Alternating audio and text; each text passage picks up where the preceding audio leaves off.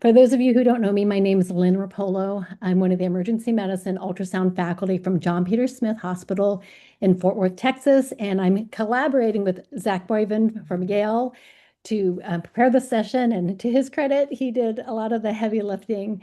So welcome to PTL. For those of you who've not been here before, this is more than just a journal club, and our community continues to expand. This is our first session for the academic year, and we usually like to start with research. And so today we're going to have a nice research panel that Zach is going to moderate. And then after that, we have Nikolai, who's going to talk about his awesome paper, the SPUR guidelines, which are these relatively new ultrasound research reporting guidelines. So without further ado, because we have a lot to cover, I'm going to hand it over to Zach. All right. Hi, everyone.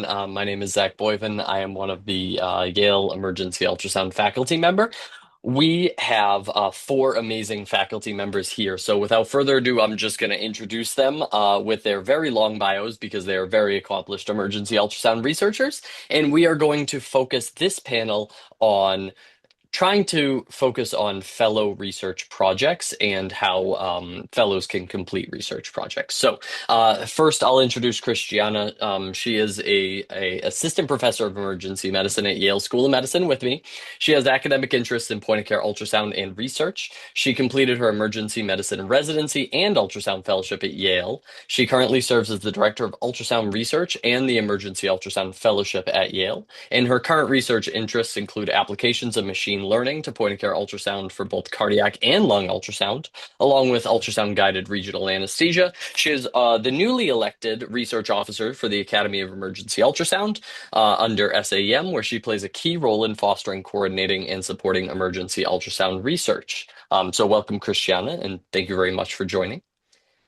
We have Mike Gottlieb. He's the Vice Chair of Research and Director of the Emergency Ultrasound Division at Rush University. He's the Director of Research for ABEM. He served as the founding Program Director for the Rush Clinical Ultrasound Fellowship, as well as past Chair of ACEP Ultrasound Section, AAEM Ultrasound Section, CORD, SAM Education Section, CORD Education Committee, and CORD Best Practices.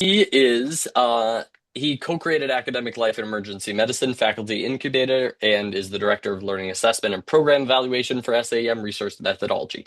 He has over 750 peer-reviewed publications, over $22 million in grant funding, and just recently released the textbook Advanced Point-of-Care Ultrasound: A Comprehensive Review, and is the editor of multiple journals. So really thanks for coming, Mike, and fantastic that we were able to get someone like you on this panel for our fellows. We also have Jeffrey Kramer. So he's a professor of clinical emergency medicine and serves as the director of the Clinical Ultrasound Fellowship at UPenn. In this role, he leads a multi-specialty fellowship training program educating graduates of emergency medicine, internal medicine, and family medicine. He developed the point-of-care ultrasound program for Penn Presbyterian in 2005 and is the site director of emergency ultrasound. He received his medical degree from the Medical College of Pennsylvania and completed emergency medicine there as well. He's been active in global health for more than a decade, and so he's a medical director at the International Needs Ghana Medical Mission, and he's received a Master of Science in Infectious Disease from the London School of Hygiene and Tropical Medicine to augment his work abroad. And then finally, Nikolai is an associate professor of emergency medicine at OHSU.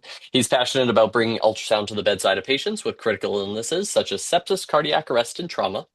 Currently working on using machine learning to reduce barriers to performing ultrasound in urgent clinical scenarios. He's funded by BARDA, a federal agency to develop and test algorithms related to fast exam and lung ultrasound acquisition and interpretation.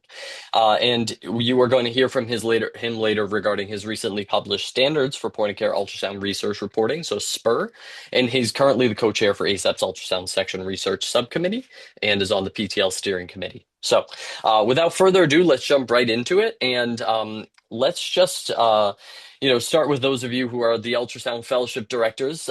Is it better to complete one high quality project or several smaller projects during fellowship? Let's just start with Cristiana. Hello. I guess it depends, really. I don't think there's a right answer. I think that it kind of depends on what your goal as a fellow is. So if you do have like a passion project then maybe focusing all of your time on that like one high quality project that you can sort of get from start to finish, then I think that that is great. It kind of has to be the perfect project that is sort of doable in a year, and it's, you know, not too wide in scope. You sort of think it's cool and you're not going to get bored of it. You know, it does teach you a lot. I guess just one project in terms of, you know, coming up with the research idea, going through the IRB, doing, you know, data collection and sort of troubleshooting that process, the analysis, and then the publication. But I also think that several smaller projects are okay if you want to broaden your research horizons, if you want to learn different things and different techniques, especially, you know, if you want to do more stats or if you're interested in sort of figuring out different research designs. I will say the caveat with the multiples is you sort of have to go through with them. So if you start a bunch of projects and you don't finish any one of them, then that's obviously not helpful. But I think it depends on your interests. You know, if you're just doing it as a fellowship project to get a little bit of, you know, exposure to research, then maybe sticking to like one small select thing.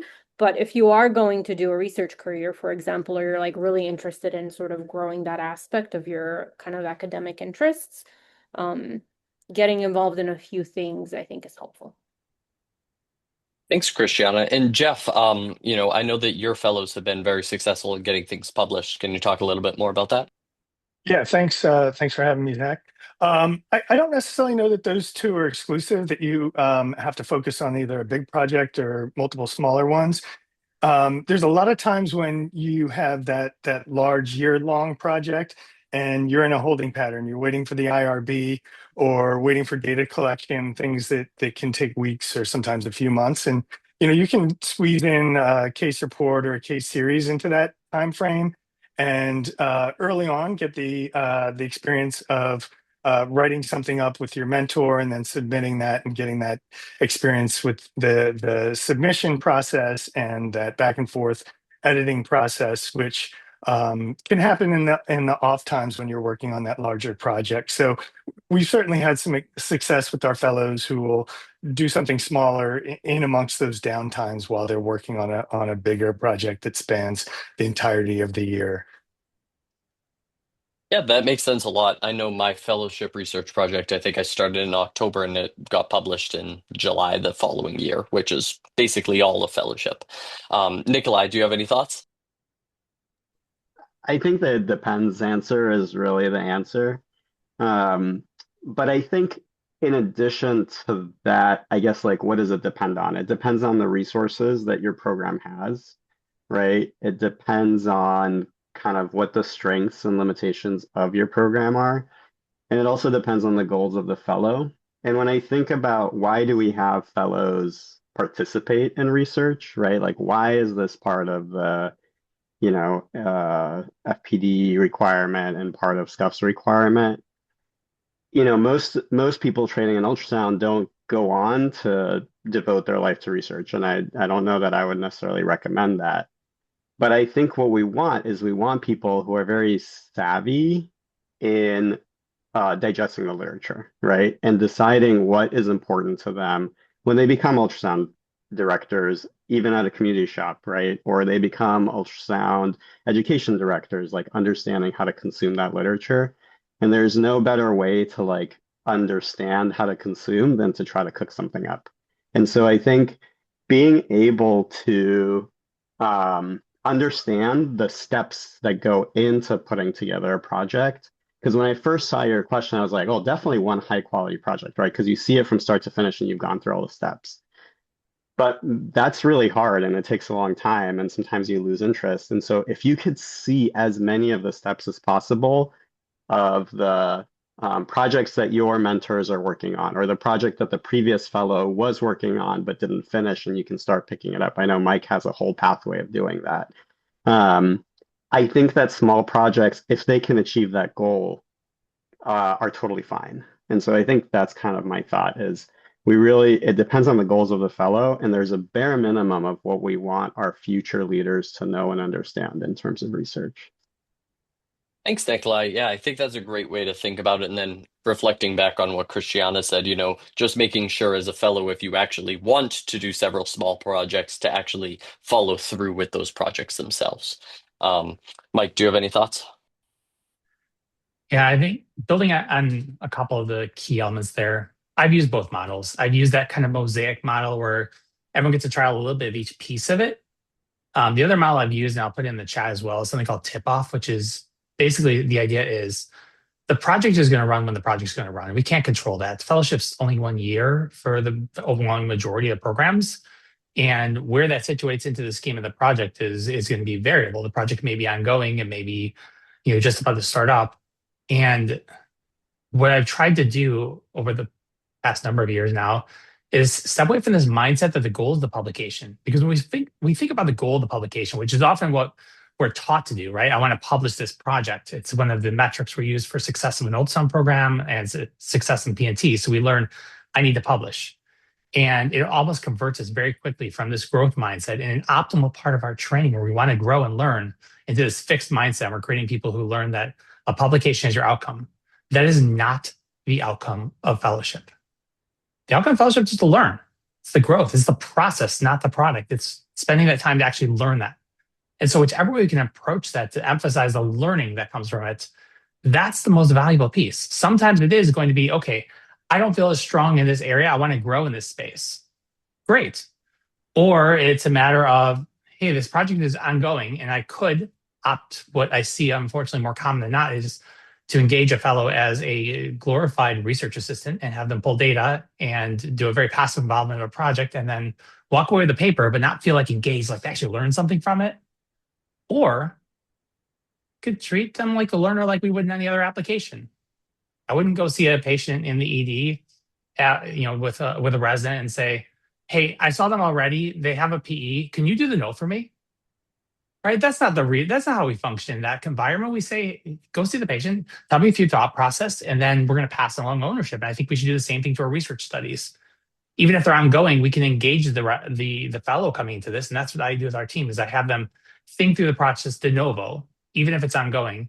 And only once they've discovered it, like they thought through it, they've owned the project, they're taking it on as if they're the first person to ever think of it. Then they own the project and they learn from it. And if we could switch that mindset over from focusing on the product into just how do we learn from this, I think we could walk away with a lot better future researchers and honestly just future consumers of the literature, even if they never do a research project again. Yeah, those are some great points. And I think that it's hard sometimes because you get into fellowship and you think that you only have a single year, but a lot of these publications that come out are multi-fellow or multi-year endeavors. And so I think that that's a great way to think about it, Mike. So in general, we talked a little bit about, trying to do one high quality project, several smaller projects. I think the biggest thing that I think about is how do you choose a project early on in fellowship that can realistically be completed before graduation? So, we talk about the sharing it with future fellows, but you may be at this institution for 1 year and then move on to the next institution. And, when you have a project that you started from the ground up, you never want to see that die when you leave the institution. So, I think, Nikolai, do you have any thoughts on how do you kind of choose a more realistic project? I think it depends. But I think if you're going to start a project from start to finish, I would just assume that you have to stay involved with that program, even if you're not there, past the point of your fellowship completion. You're going to have to continue to shepherd that publication. You're going to have to continue to respond to reviewers, right? And so I think getting into that mindset of this is going to be a process, like Mike said, and I love this topic, and therefore I am willing to commit to that process is really important. On the flip side, so often what happens is you start a project you're excited about in the beginning, you get kind of bogged down by the minutia of research, and the project either peters out or someone else takes over, right? And if someone else takes over and like puts it over the finish line, in my experience, a lot of the time that authorship flips. That person, because the person who got it over the finish line is the first author. And so approaching it realistically and talking to the whole team, either it's a study team at your institution or if it's a multi-center team, being okay with that, you know, being like, hey, like I am starting a new job. I'm going to have to figure out how to get this stupid hospital to bill for their ultrasounds. And that's going to be the thing that I'm going to be doing July after I finish my fellowship. That's fine. Like it's okay for someone else to be that first author on that. And that's, I would just don't take that personally. Oh, that makes sense. It's always, I know, I think it was Mike that did a lecture at Scuff when I was a fellow about authorship and establishing authorship early. And so I think that that's, you know, it's great to start out with that goal, but then if that project lives beyond you, you may need to readjust that. Any thoughts on that topic, Mike? Yeah, authorship is one of those things you discuss in the beginning, you discuss in the middle, you discuss at the end. It feels like you're often better off discussing it more than less, even though it's an uncomfortable topic. It is always way more uncomfortable if you don't talk about it. So just having the upfront conversation. I'll have it often before the paper starts. So, well, in general, I try to have it almost universally before the paper starts. And you set that expectation of what's everyone's role, and then you recognize it's going to change over time. I think, you know, Nikolai gave a great example of, you know, you may have started off in this role where you're leading the project forward and it took longer than you thought. And so now by the time it comes around to writing, you're not in a state where you have the time capacity to. There's a couple ways just for those who are fellows now thinking like, oh, wow, I could be doing all this work and then end up not leading the project that I started. There are a couple ways that are worth kind of keeping in mind for this. One of which is that ultimately it's a discussion. And so, you know, when you enter into that new role, if something is continuing on that far out to there, you can still, like, as the person who's often supervising a lot of these projects, I'll have that conversation and say, where's your capacity at? If your capacity is still there, you carried it in the beginning, you did a lot of the work, you could still lead this, you would just be a different institution, but still leading it, still writing that piece of it. The other model I often do is I have the teams write the paper before it's done. And I think many of you have heard me talk at length about this, but the idea is that we spend way too much time trying to write papers at the end when everyone's really busy and tired and wants to move on.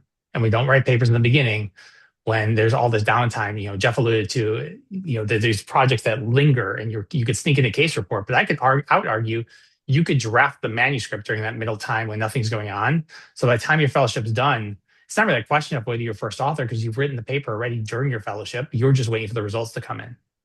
And that may be another way to integrate it a little more into time gaps. So it's not such a flurry at the end when you're also trying to move and start a new job. That's a great point, Mike. We do tell our fellows when they submit the IRB, that's a significant portion of the paper that's written. So just take that and run with it and kind of manipulate that into a significant portion of the written work long before there's any data even.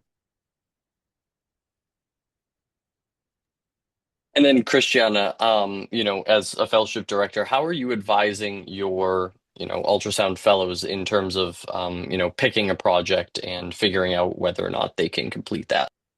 Well, I suppose I'm gonna start since my transition to fellowship director has been this year, but I don't know. I guess my philosophy is keep it simple. So there's a couple of things you could do. You could work backward kind of from your graduation timeline, and you can build a realistic timeline for like, this is where, you know, we should probably have results here, and this is, you know, I think the data collection will take like X number of months, and then the IRB will take an X number of weeks.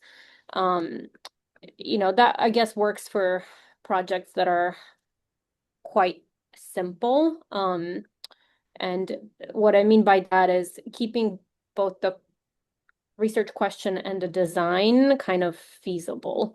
And feasible studies, you know, you have an accessible population, you have a sample size that's manageable, you kind of have a limited number of variables that you're looking at.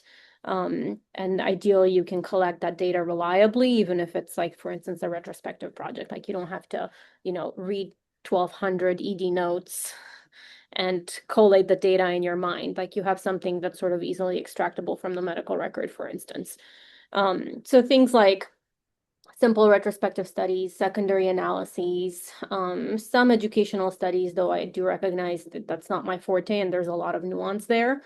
Maybe a well-designed prospective pilot even are kind of reasonable sort of shorter term studies that are, I guess, more approachable.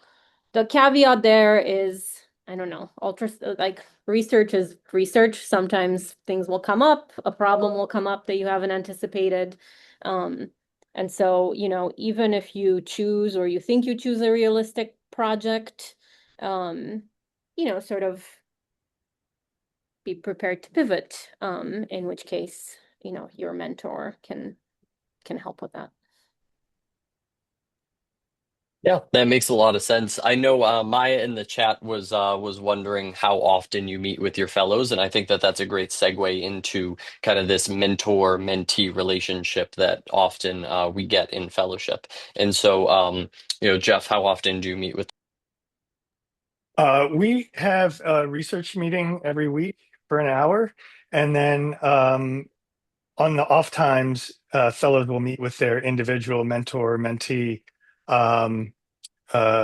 outside of that, depending on what their needs are. But every week we do a minimum check-in with our entire research staff and ultrasound faculty and all the fellows together. And it's a great time that there's a lot of brain power in the room, and people can bounce ideas off of each other, as well as problem solve if they reach a sticking point, or is like Cristiana mentioned, there's something comes up that we didn't expect. It's nice to have a lot of people in the room thinking through those things.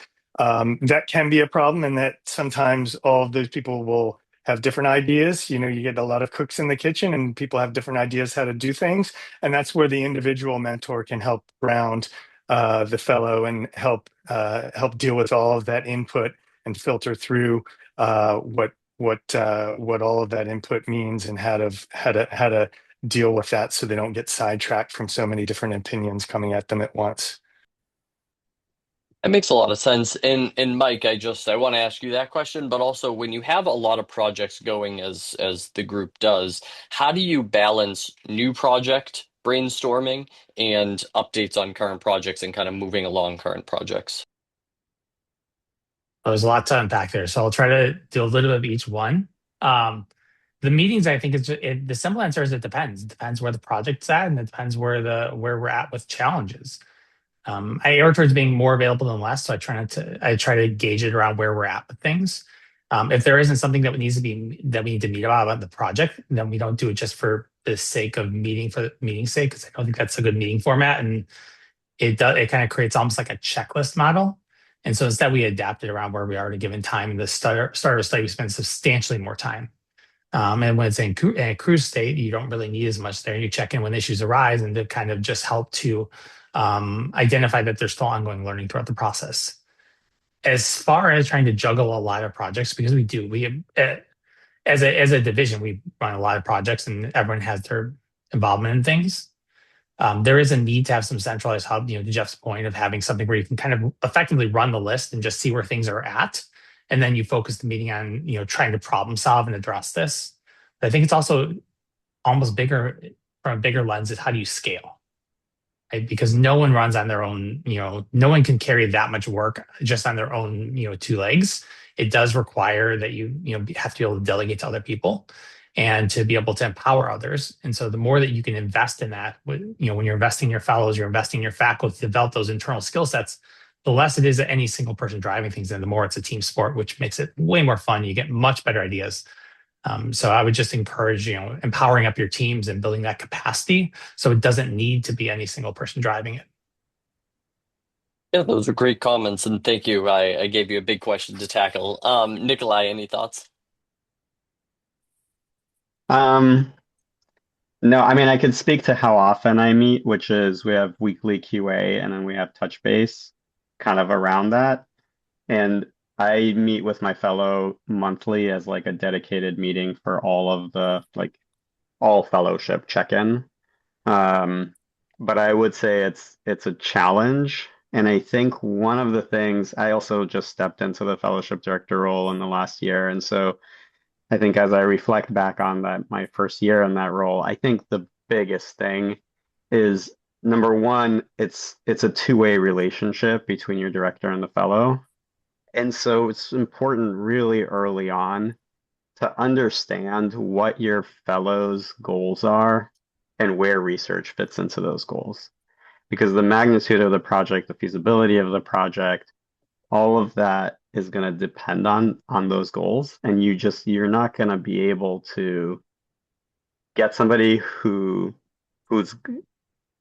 whose goal is not to do research in the future to do that research in that year, right? And so you need to find the points of interest, and you need to figure out what the goals are. That's as much as I can say. Yeah, that makes a lot of sense and actually goes, into a little bit of trying to find a mentor for research. So, for example, someone who doesn't want to make research their life, may not be the best person to be mentored by someone who researches their entire life. So, Jeff, how do you match your fellows up with mentors for research? So basically, we match them up on their goals and their interests, research and clinically. We also will survey them to see what we have 5 fellows, so it's a bit of a bigger group. So we'll survey them, see what are your goals and interests with respect to research and career-wise, getting to the point that, as mentioned, not everybody wants to make this their career. So how do we make it impactful for them if they don't want to be a researcher? How will this then integrate into their clinical lives and or academic lives moving forward? So pairing them up based on those interests is largely how we go about doing that. Yeah, thank you. Cristiana? I think similar. It's sort of, you need a little overlap, obviously with the area of interest. Sometimes it can be a methodologic area of interest, like it doesn't have to be on the topic. Maybe the methods that the project is using or what you're thinking of the project will be. You also sort of tend to look for folks who are approachable, who are willing to give their time. And then I guess sort of backing up to the two-way street, there should definitely be an understanding that as a fellow, you're also going to respect that time. You're going to show up prepared, show up with questions, kind of follow through. Folks faculty who serve as mentors are always busy. And so, and as is the fellow, they have a very busy year. So kind of setting up expectations ahead of time is helpful too. And I guess as the fellowship director, you can help like nudge that a little bit on both ends, like if you are not the main mentor. And then if you are the mentor, sort of again establishing some ground rules, I think is fine. And you can always start sort of, let's say I'm arranging mentorship, small meeting, see what they say, did they like each other? It's a little bit like dating, but professional dating. Okay. Any additional comments, Mike? So I really like Christiana's point about you're serving kind of as a matchmaker or building that connection. I find sometimes it's helpful to also just nudge the faculty along, and not for anything else than everyone faces some degree of imposterism, and we're all afraid we're not good enough in specific areas. And so what I find is that people who are asked to be a research mentor immediately assume that they need to know everything about every study design ever existing. And so then they're hesitant to step into that role because they're like, well, I don't have everything you need. But if we approach it with a patchwork model, we identify that, you don't need to know everything. You need to know some things. And I can find someone to supplement that. All of a sudden you have most of what you need. And so you may find someone who can help with stats, but may not have capacity to do all the other roles of that, but they're willing to help with the stats. And then you have a faculty member who's really good at understanding how to operationalize a study in the ED, but they may not know how to run a team as well. And then you find someone who can do a team. And now you have 3 mentors who each kind of fill it in, less time commitment to that. And so when you're looking at like a research project mentor, I find that's actually really helpful to be able to pull those resources. And then some of those may blossom into, more prolonged mentorships for other areas. But once you empower faculty, it's okay not to know everything. And it makes it a lot more feasible to actually take on that role. Yeah, that makes a lot of sense. I definitely have reached out to different people for different types of projects because, for example, I'm doing a thematic analysis now. I've never done a thematic analysis. So I reached out to a few different people who have done that before, and I think that that's a good way to think about it. In terms of, that mentor to mentee relationship, I think that you guys referenced the fact that it's a little bit of like a speed dating. How do you find that perfect mentor for that individual without actually you know, pushing them together, I guess, Nikolai? I'd kind of echo what Mike was saying. I don't think that there's such a thing as a perfect mentor, and there's no such thing as one mentor. That's just like a recipe for failure. I think of mentorship as community building and and less hierarchical. So like there are plenty of people who are maybe on paper my junior who have mentored me in some way or another, right? And so I think that once you approach it as community building, once you approach it as a shared passion, and once you approach it as sharing expertise together, there's less pushing together and more about creating opportunities, more about bringing somebody to PTL and saying, hey, like your small group leader, email them, like they might have an opinion on this, or come to methods consult, or go to a conference and go to a poster that looks cool and just talk to that person, right? Because all of this is about community building. Doing it on your own is completely impossible, and trying to do it with one mentor or even two mentors, I think is also silly because you need that shared expertise and you need the umbrella of the community with you. I totally agree with you guys on that, particularly when I'm working. I work with fellows that are in specialties that I didn't train in.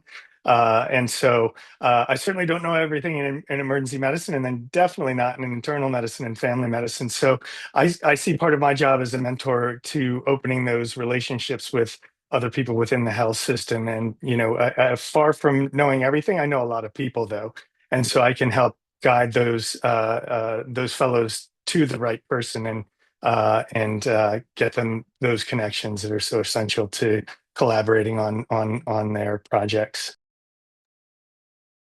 Yeah, thank you, everyone. I think that the mentor-mentee relationship is definitely something that's hard, especially if you're not an extroverted person, to go up to someone and specifically say like, I want you to be my mentor. But I think that everyone that I've met in the ultrasound community is like fantastic. People that I've never met before in my life, in real life, I send them an email and I get an email back within a few days most of the time. So I encourage anyone listening to this who's interested in finding a mentor, that these are the people who are joining these types of panels and also just present at PTL are great mentors and great people to reach out to. Also, Zach, like not every, it doesn't have to be like an all or like you don't have to start with I want you to as my mentor. Like you can just start with like, can you talk to me about, I have like this interest. Can you talk to me a little bit more about like what your work has been, or like what are some of the pitfalls? And then you sort of have a meeting and you sort of decide where it goes from there. And at some point you pop the mentor question. But like again, like dating, you don't go for like the wedding ring from like day one. That's a great point. And then so I know there's a little side discussion in the chat going on about statistics. And I think that that's interesting too, because it kind of goes off of mentors, like statistical people to do your statistics versus finding mentors that will help you learn to do statistics, I think is something that I struggle with a bit. So Nikolai, do you have someone to do your statistics? And if you do your own, how did you learn that? Yes and no. So we have two dedicated statisticians to our department, and we have an institutional core of statisticians that you can like apply for. And if you're most of the time, they can provide some free assistance. And also, those statisticians are incredibly busy.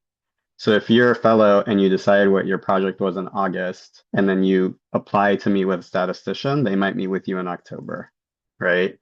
And so I think a lot of what you need to do is think through kind of like, where do you need the stat support and what are your specific questions?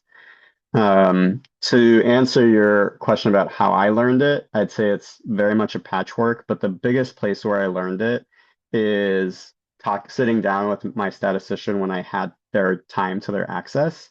And instead of drawing them an Excel sheet of data saying, hey, this is what I think I need, can we walk through what tests you would run and like what program you would use?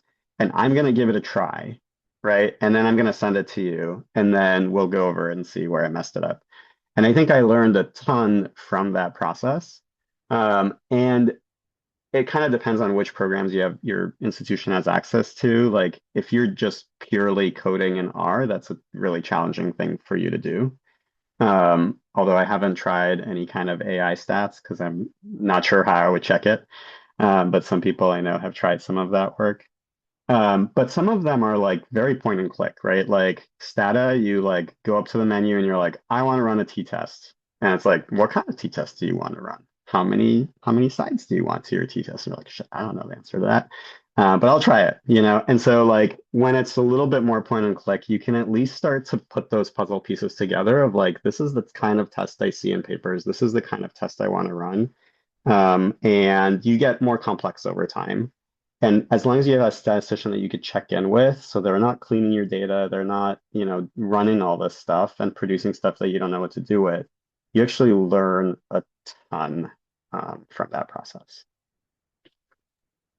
Yeah, that's really helpful, Nikolai. Mike, I know it looks like you put in the chat that you use kind of people outside of your typical statistician. Can you talk about that?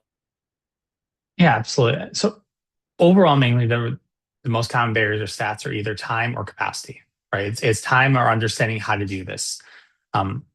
Everyone on this call has done much harder things than a chi-squared. Everyone who has learned how to intubate a challenging airway, who has managed to somehow get a cardiac ultrasound on someone who cannot lay left lateral decubitus.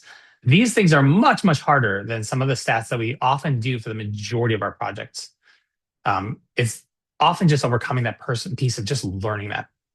So the majority of stats that we do in our studies are very learnable things that absolutely are within our skill set to learn. There are some times when it's just you don't have time to learn it, and I get that piece of it. But the overall majority, it's not as scary as it sounds. That said, I've approached this for a couple different ways. The first one is find out who can help you with stats that doesn't cost money, because it's great if you have, I don't have a full-time statistician in our department. I don't have a half-time. I have a 0 time, and I have to spend money every time I want to use stats. It's $100 an hour. And so that's not something I'd prefer to just spend willy-nilly because that comes from somewhere. And sometimes it comes from my own paycheck, and I would not want to do that. So alternatively, figure out who has the skill set that can do this. And in our site, we have amazing EM pharmacists who all get trained during residency. If you ask around, you'd be surprised how often people learn the statistical skills through residency, through master's programs, whether it's Master of Science, MBAs, they all teach stats enough to do the majority of what you need to do. So people have these skill sets, they're just there, and you often just haven't asked about them. And the second piece is build that capacity internally. It could be in yourself, and exactly as Nikolai was saying, like either trial it out or at least just ask them like, hey, show me how you got there. Because if you're asking them to do the work, they often will buy into it more, and you're getting more value for spending money on it to actually use that as an educational opportunity to learn it. But if you're like, hey, I have so many things going on, I don't have time to run stats for everyone in the department, you probably also have faculty in your department who want to publish but don't have the capacity to lead a bunch of projects. And a great way for them to join into a project and have value is to be the stats person. And so they can enter into that. And so maybe you can empower someone else to be that stats lead who can kind of take on those pieces of it. They add value. You empower them to develop that skill set, but you're also building your department's capacity. And so a couple different ways of approaching it, but simple things is ask around who has that knowledge, learn from them, and then carry that forward. Yeah, thank you. And then Nikolai brought up AI stats. What are your thoughts on the AI stats? I'll go. I agree to some extent with Nikolai, meaning like if there's like you sort of have to figure out whether what the AI says is reasonable or not.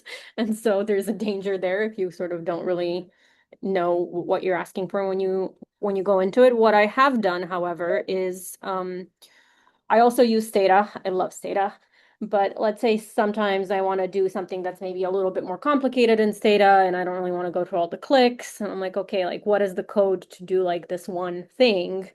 And then I sort of put that in and I run it and like it works and I can tell that it works because it gives me like the correct test and sort of I was like, okay, that matches. So that's sort of the way that I've used AI for stats. And I think that's reasonable. Or let's say you're, you sort of want to understand the difference between like one statistical test that was used in one paper versus the other, right? You can certainly ask that, put that in, your AI engine of choice. And I do find sometimes they're able to, the output that you get back, especially if you ask it to like explain it to you, like, you're a fifth grader, it sort of helps. And then you sort of take that and then you like read a source that has like a little bit more complexity to it. And you're like, okay, now I actually understand like what this textbook is saying. And then just to follow up on that, Mike, as you're, reviewing and being the editor for a lot of these journals, when someone submits a paper, a manuscript, and they say in their methods, we used, Claude to run these statistical methods, like what is the sense from behind the scenes of like, is that an acceptable way, or are you still saying, no, you need to use something different than that? As long as you understand it, I don't see a problem with AI. Now, there's a lot to unpack here, and I won't use the next 14 minutes to do so, but I will make a caveat that AI has been spoken to for the past couple of years as the next version of the calculator. And I think there's some fair application of that where we want to be transparent about what we used. I'm not doing, I'm honestly not doing regression analyses by hand. I'm using Stata or R. And do I actually know how it's coded on the back end beyond what I type into the boxes of this? Like I can code in R, but like if I code in R, I still don't actually see it running behind the scenes. I can just see the running kind of, responses. And so you can do most of the work and understand, they say it makes sense, right? But there's ultimately an area of this black box that exists, and AI tends to be a bigger black box. And so just like with a calculator, if you enter some numbers and you don't know what buttons you're hitting, you're going to end up with a number on the back end, but it might not be right. And if you put something into AI and you don't know what you're asking of it, and prompts can matter there, then you give yourself some challenges too.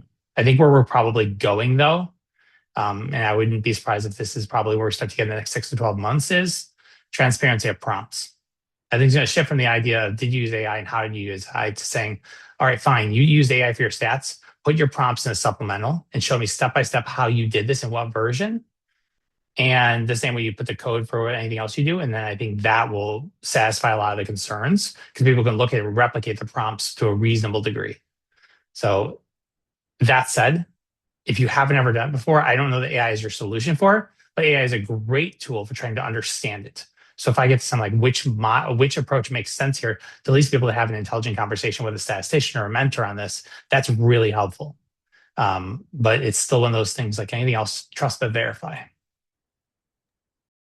Yeah, that makes a lot of sense. And that makes me feel better that, journals aren't just like going to say, no, absolutely not. And then it'll continue to evolve in the future.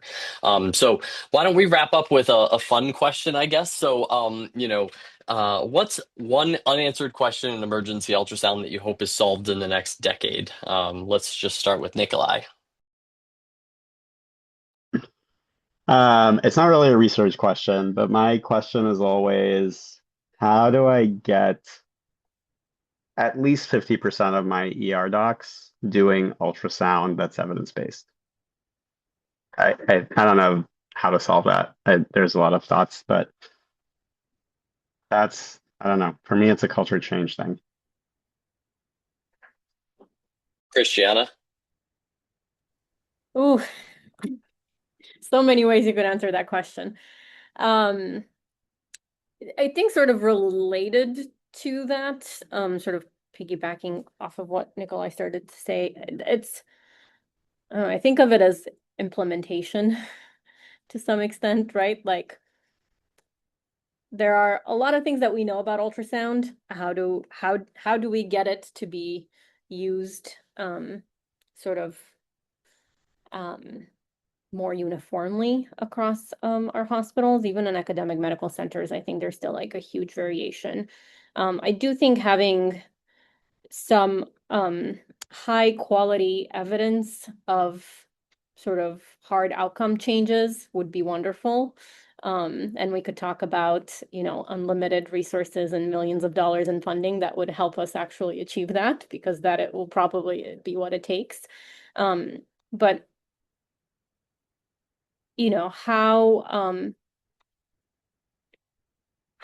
where to use ultrasound in our clinical care in a way that most people would adopt it. I do think that is a question that has a lot of different methodologies that you could use and study designs that you could use to answer.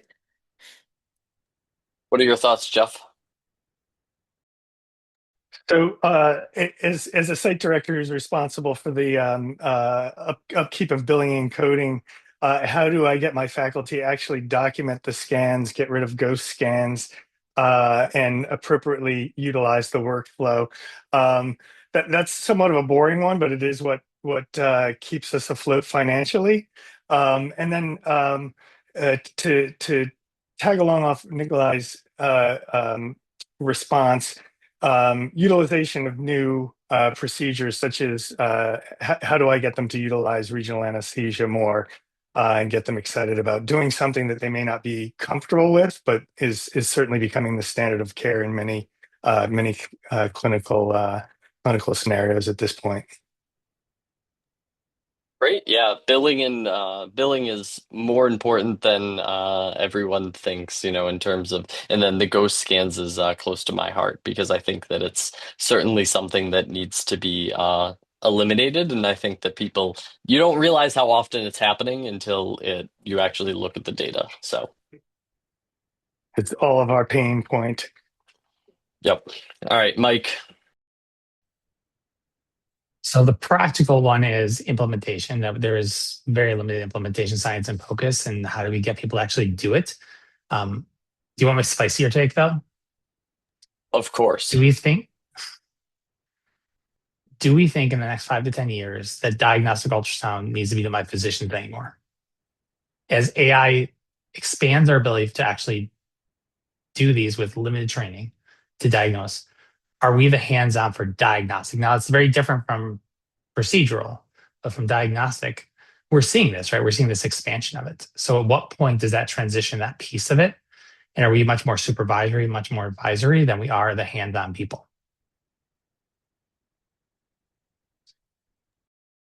Makes sense. Thank you. And then Nova, do you have anything specific? You raised your hand. Yeah, hi. Mike, that's a great question on the AI component I'm interested in. My question is, how do we leverage our databases? We have Butterfly, Synchronicity, QPath, and Directed Epic, which means that we have a huge database of things that every other specialty other than us has ever leveraged.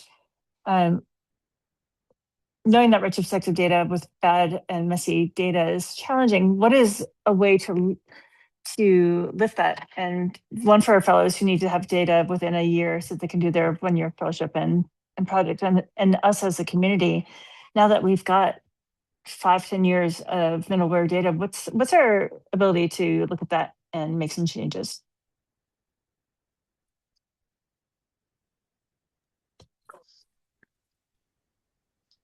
Zach, maybe that's a question for you, because that's something that you've been doing a lot recently. Yeah, so I mean, I think that we at Yale have QPath. We have 300,000 studies in QPath.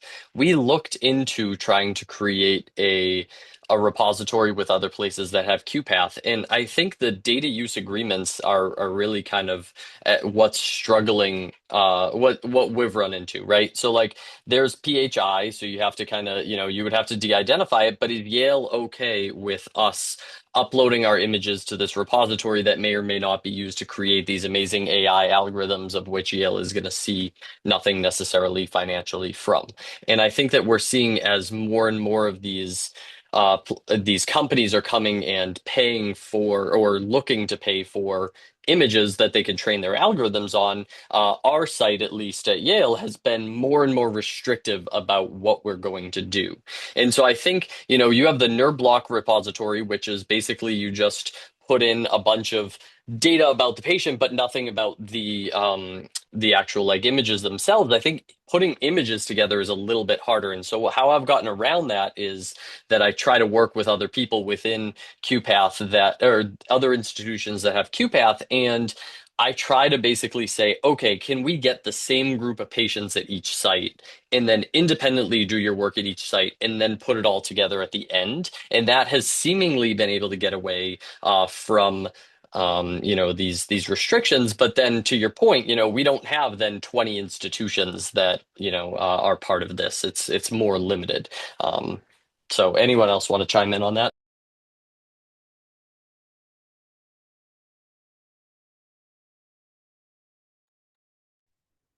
Yeah, and Ditto. maybe to rephrase the question, I thought that that's NeurBlock is your passion.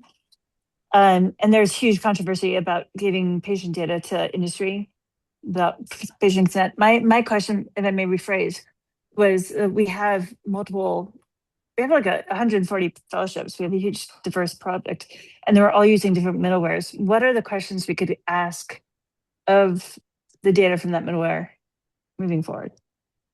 I'll stop there. To me, it comes down to building networks, and that's part of kind of that mentorship discussion, is getting together and trying to understand what's consistent within your, what do we call it? Focus manager. Because, I mean, even if you take like, how many complete FAST exams do we have, right? We just had that paper that looked at complete variability and how people are QAing FAST exams. And so you can't I think you probably can't really put together a multi-center registry or a multi-center kind of like data pool until you get together and until you have those conversations about how did you put that data together. And from there, there's two ways of doing it. One way is to say, we did it differently, and these are the patterns that we're seeing with these disparate processes.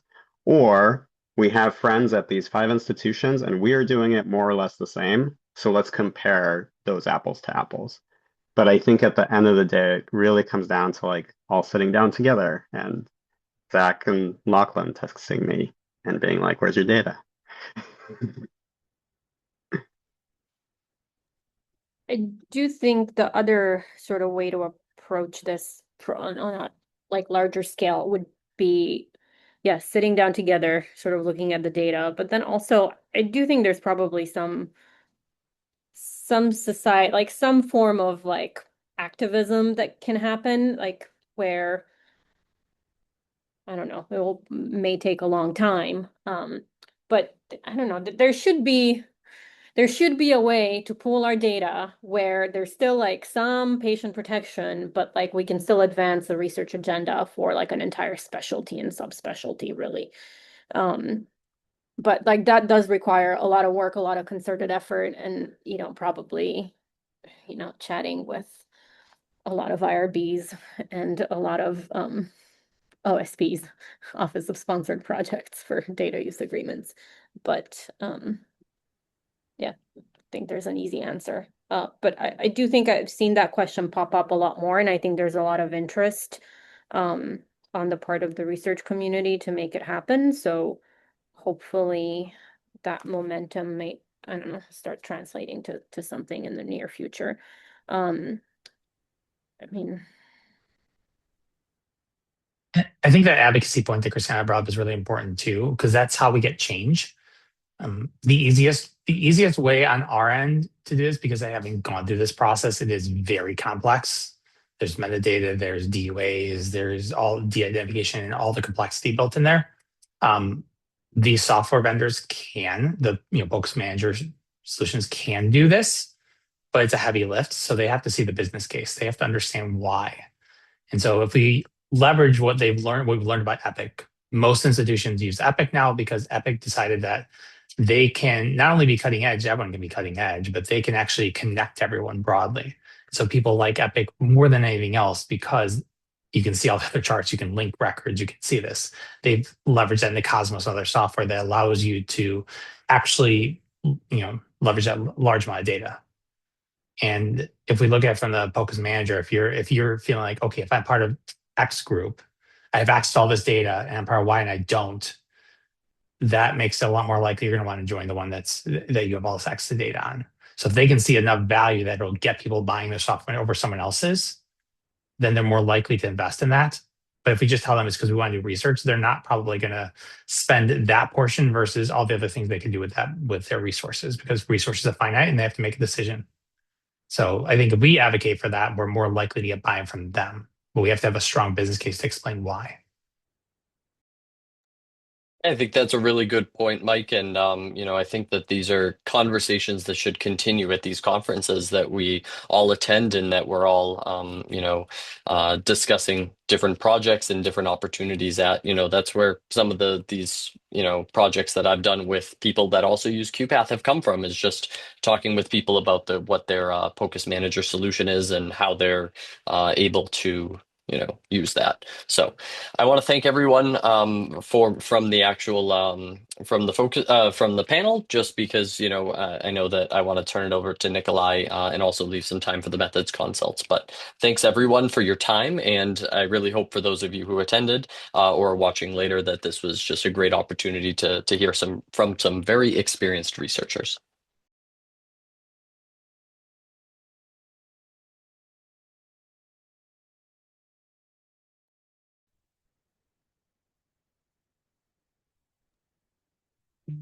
Thanks, Zach. I can go as long or as short as you'll want. What do you think, Petra? What should I tailor myself to? Yeah, just go ahead and how about 20 minutes? Oh, okay. Or you want to go go more than that or less than No, that? I was gonna go much less than that since it's already Oh, well, then you give us hour. so this is But already I'll your do- this is your show. Tell us Sounds about good. I think that you have a great opportunity and an active audience here who would love to hear more about this, because I think this is a great opportunity for our fellows and to hear about the SPUR guidelines. So take as long as you like. Sounds good. Okay. I want to talk to you all about this study and this kind of tool that we developed started developing a few years back, that is related to trying to understand what goes into putting together an ultrasound focus paper. And I think about a lot of things in terms of food. Can you all see my slides? Yeah. I think about most things in terms of food.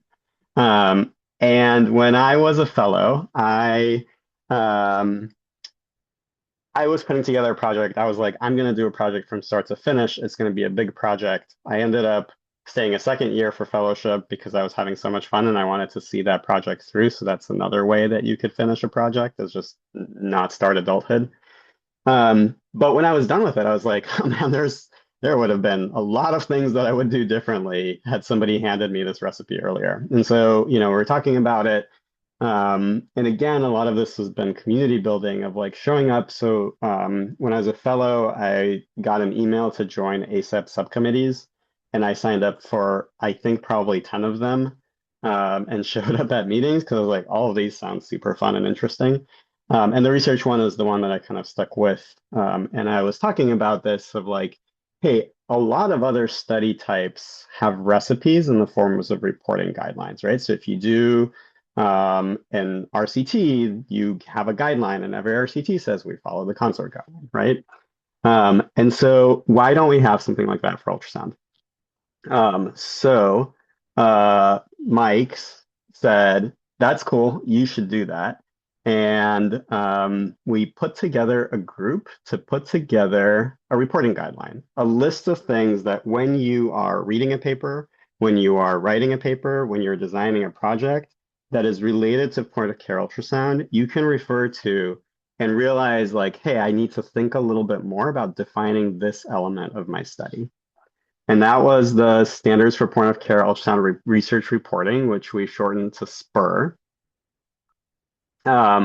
And the way we started this was we had a steering group of people kind of from that world within that subcommittee. We recruited people from SAEM as well. Francis Russell at the time was the research officer for us for AUS. And so we put this group together to start thinking about how to organize this. And we went with a Delphi approach, which is a study type to build consensus around a specific topic that otherwise people can kind of the topic needs to be well enough defined that people understand that the need and the goals of the project, but not so well defined that there's already obvious consensus for it. The way we did this is we split up this group of 12 authors into 6 groups. And we got together to think about like, what is each group going to work on? And what we came up with these 6 sections or categories of things that are relevant to point-of-care ultrasound research. Number 1 is technical stuff. What kind of machines are you using?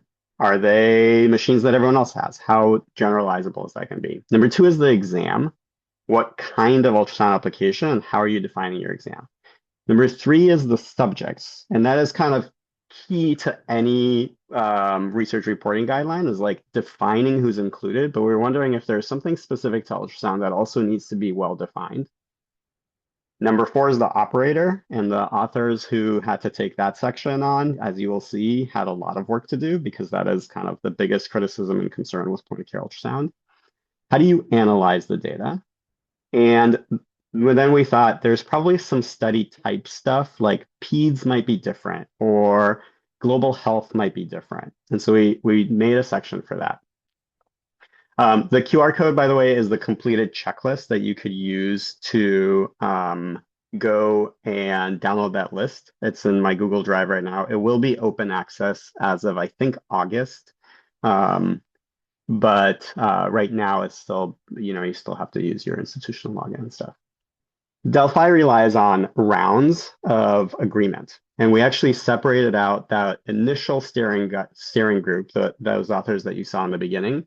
And we recruited other experts, and we defined those as people who are published in the field, some editors, et cetera. And we presented them with items that were within that section, and each item had some sub-items, and I'll show you in a second kind of what that looks like. And we went through these 3 rounds, and we came up with essentially 19 kind of core items within those 6 sections. And those items had kind of explanatory sub-items.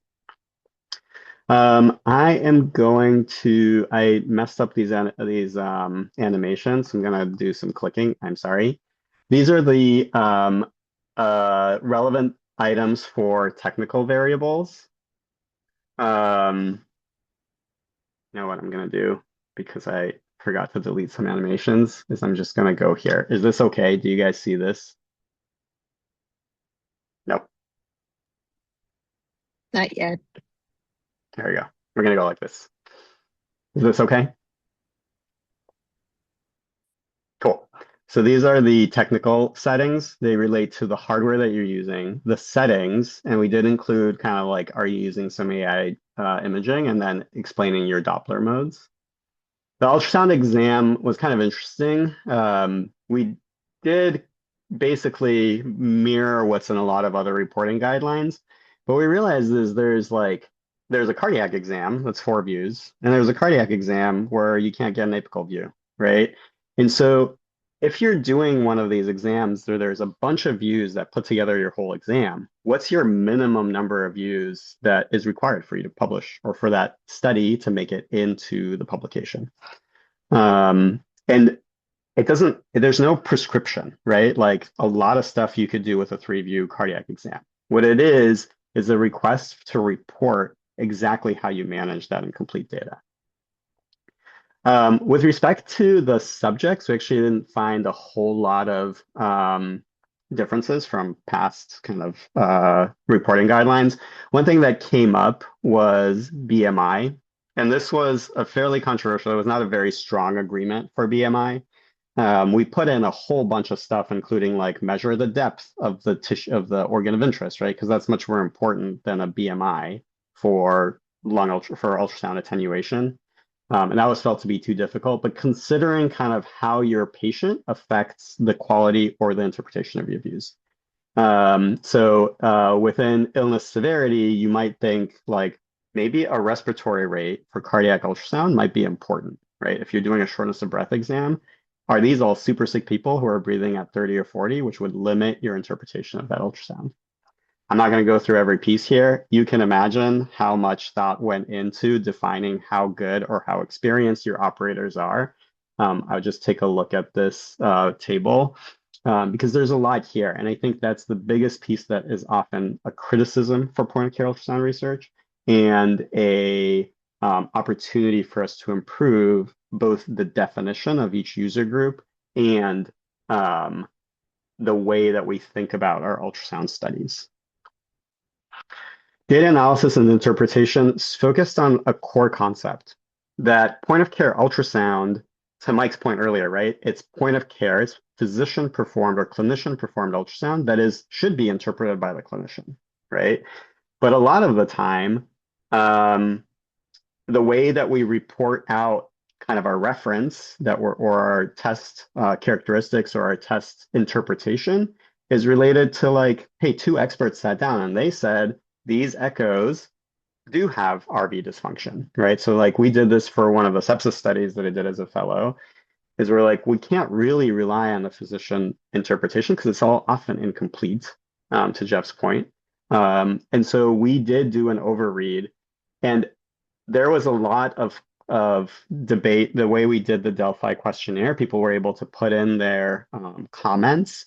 And there are a lot of people who are like, hell no, that is not point of care ultrasound. Like, you can't call that point of care ultrasound. And some people were like, hey, there's no way to define this. And what ultimately came out was you can't define what is the right way to report your, I'll use my cardiac ultrasound example in sepsis.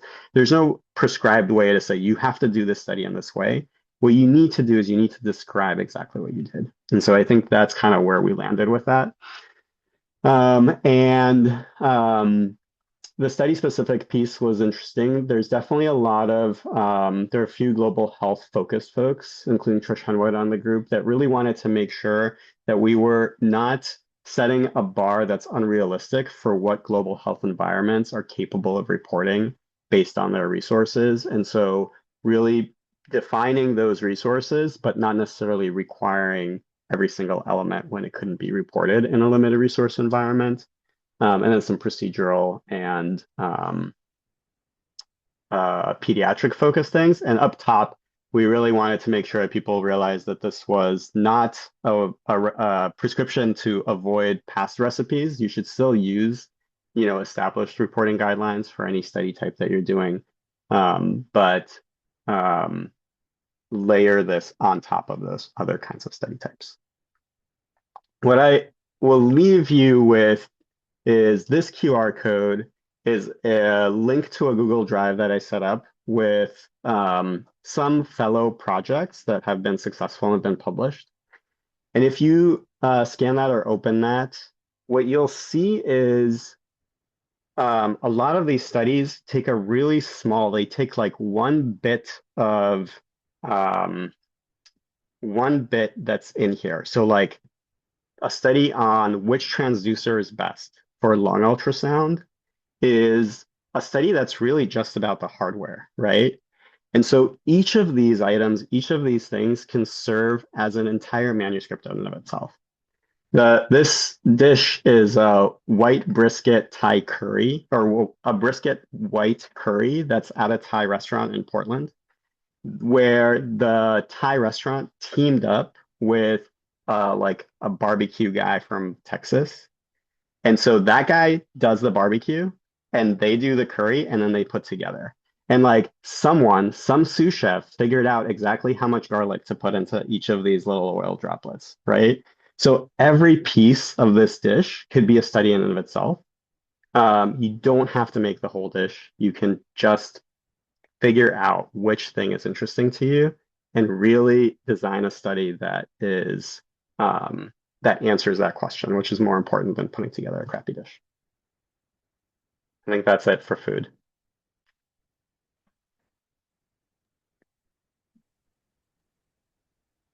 looks really Awesome.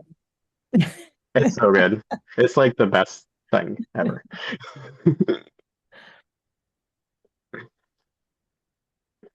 That was like an incredible amount of work, Nikolai, and awesome job. Congratulations. Thank you.